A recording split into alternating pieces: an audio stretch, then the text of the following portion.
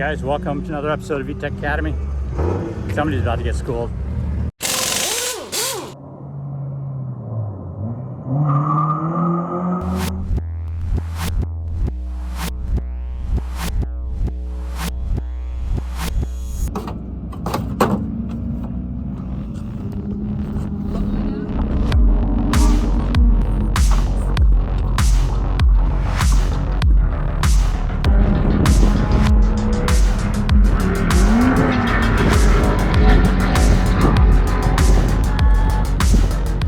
We are out here at the NASA event with the Prelude.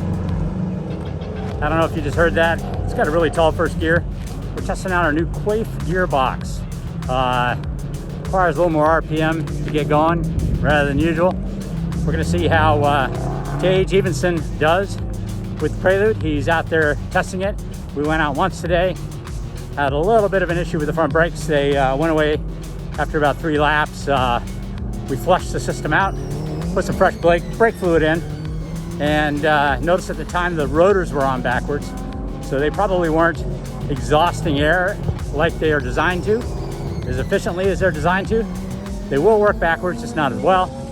So we flipped the rotors and we put fresh fluid in the front brake system, and we're back out to try it again, see how it works.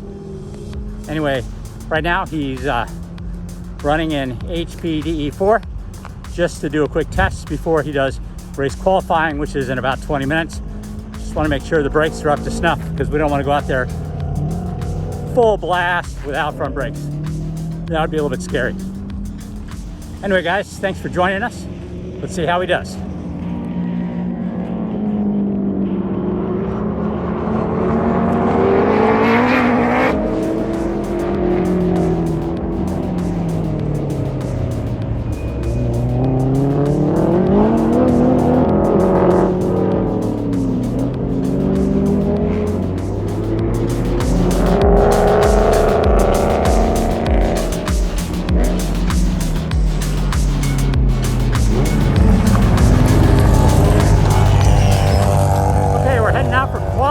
This time, and we actually had a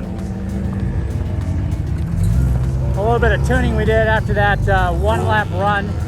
We put an extra 5 pounds of air in the rear end just to try to get it to be a little bit easier on rotating. So we're getting ready to go back out for qualifying. Hopefully we can put her up there near the front.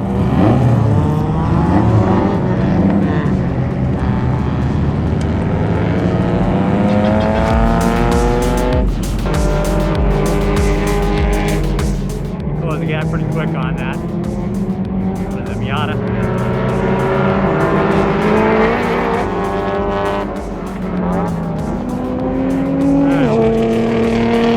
Around these guys for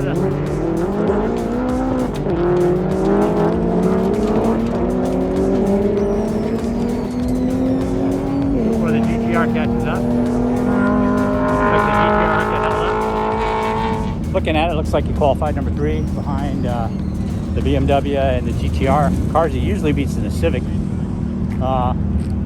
Well, maybe he can put a pass on a couple people early on. We don't expect him to get the whole race. The brakes have still been overheating. I think we're going to wind up with a different brake kit actually. More ducting is a possibility, or possibly a system that's actually designed to work with the amount of heat it's generating. That might be a better choice.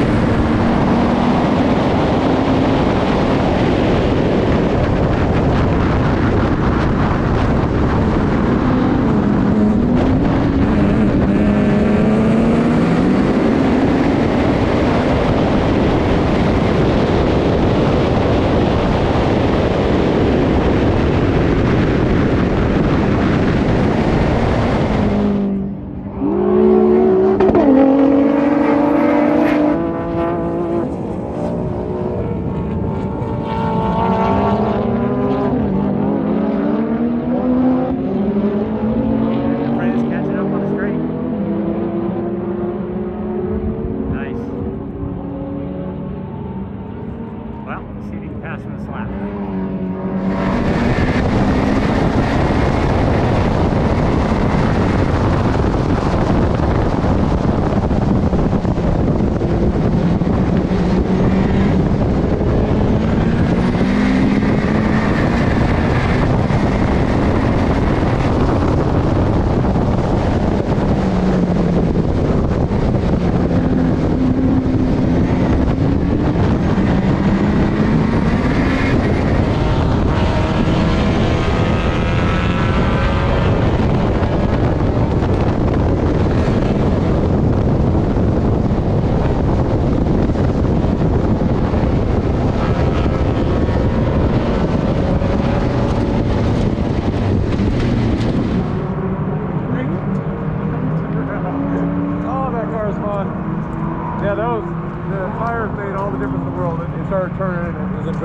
Yeah, you said you're starting to slide the ass in around. Like, this is exactly what I need right here.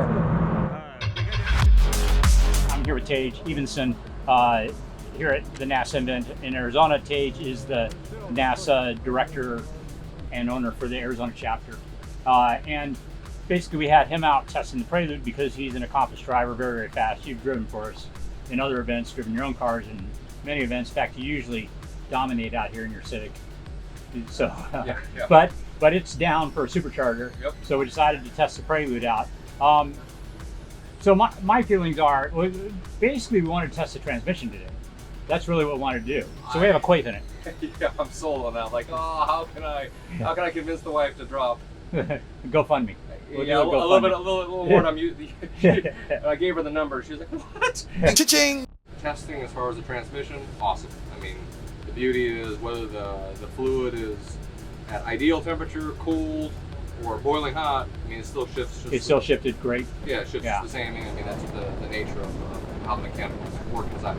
Yeah. So that's awesome. I would be kind of curious on data if you guys know what the trans temp is.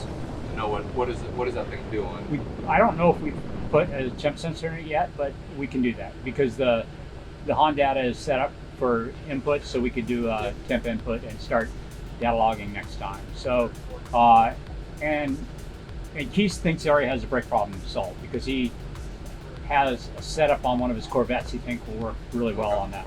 And so it's just cooling. It works great the first lap, and then the second lap it's okay, and the third lap it starts getting scary. Yeah. Okay. Yeah, the car's always had brake problems, so a new setup is needed. And it could be, if we don't know what pad compound brake pads on there, it may just have a not very aggressive pad. Well, I found out after we talked that Doug said he just grabbed some brake pads that fit and put it in. So I have no idea what brake pad it is. So they're definitely not the G-locks that were originally on it. Well, apparently those were down to nothing. Okay, so the so it could very well have been it could be just a mild, just a lower end pad. Yeah, exactly. Because usually the race pads will make the horrible, awful squeaking every time you brake. So there's hardly any squeaking until they get really hot, and then I mean there's no squeaking ever. So it's just like it felt like that explains why it feels pretty decent at first. And it didn't grab very good. Okay. So that just may just simply be better cooling and better pads. But more front tire. I think that's just a no-brainer. A no-brainer. Yeah. So I'm going to try and adapt my C-Rex players to it, which will give me about 3 more inches up front. It definitely wouldn't be challenged by having a taller tire. So that some cars, it has enough power. You don't want to go wider because it's going to affect the power. It's going to be too tall, but the splitter is pretty low. I think if you went to like an 18, like a 285. That's what I'm thinking. The 285 3018 is one of the lowest profile. Get some meat on there. Yeah, and then you don't have to run a lot of camber either for that low profile. So that's kind of nice because that helps your acceleration. Yeah. With less camber. Yes. So. Yeah, because I mean you clearly could do like some 17 by 12 or something like that around a 315, but then I think it's gonna hit, try to turn. Yeah. Run into other problems. So that 285 I think is a good. 18 right. Is a good and we can and the other thing is the car's equipped with traction control. We just haven't turned it on yet. And again, the car is not. I think there's so many things to tackle on it. Well, it's funny. So Doug's going to focus on softer springs and sway bars.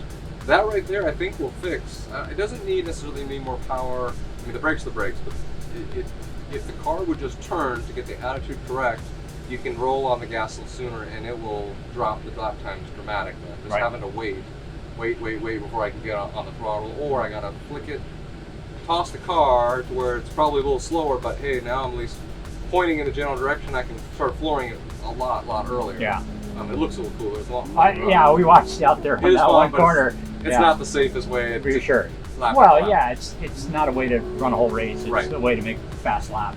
But yeah, You know. for a time attack car, that could That's certainly could work. Yeah. Certainly could work. It would be nice to be able to haul it out to events and have it working, Yeah. so that it's, you know, everything. Just Because we want to bring it back east. We'd like to bring it to some time reliable, attack. it was started every time. It idles better than my car. It was like mine. I gotta hold the foot on the gas, otherwise it dies after it's hot. So Yeah. it was good. I would add a fan. I think would be good. Okay. Yeah, easy. So again, hardcore time attack only, but again on a hot lap, you may do 2 or 3 hot laps. And again, I came in on that. That was only maybe 3 laps. Maybe it was 4. If you include the warm up. I think it was like 228. So I Oh, turned that off is as kinda soon as I warm. can. Yeah. Yeah. So it's like there's no. I don't know Interesting. exactly A what fan to do. would've been good. A fan would be good, so it can come in there, pop the hood, let it run, let it come down at least like 210 before we shut the car off. Yeah, that's better for the turbo too. Everything's better for it. Yeah. So yeah, we can do that. No problem.